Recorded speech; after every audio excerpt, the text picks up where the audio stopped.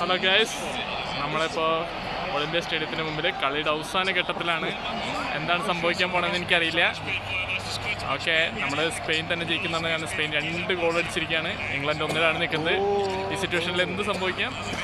England തന്നെ ഒരു goal അടിച്ചാലാണ് അവർ draw ആവുള്ളൂ. പക്ഷേ സ്പെയിൻ ജയിച്ചു എന്നാണ് കരുതാവുന്ന ഒരവസ്ഥയിലാണ്. ഇവിടെ ഫാൻസ് എല്ലാം നല്ല രീതിയിൽ ഇതായിട്ട് നിൽക്കുകയാണ്.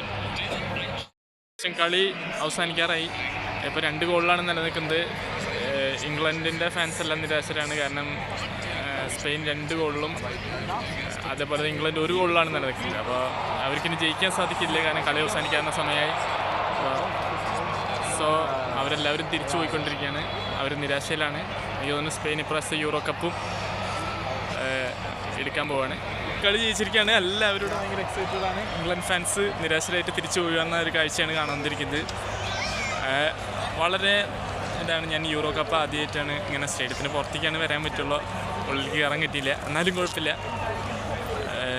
നമുക്കിങ്ങനെ ഇവിടെ വന്നിരുന്നു യൂറോ കപ്പിൻ്റെ ഇതിന്. സ്പെയിൻ ഇവിടെ വിജയിച്ചിരിക്കുകയാണ്. സ്പെയിൻ യൂറോ കപ്പ് ലിഫ്റ്റ് ചെയ്തിരിക്കുന്നു.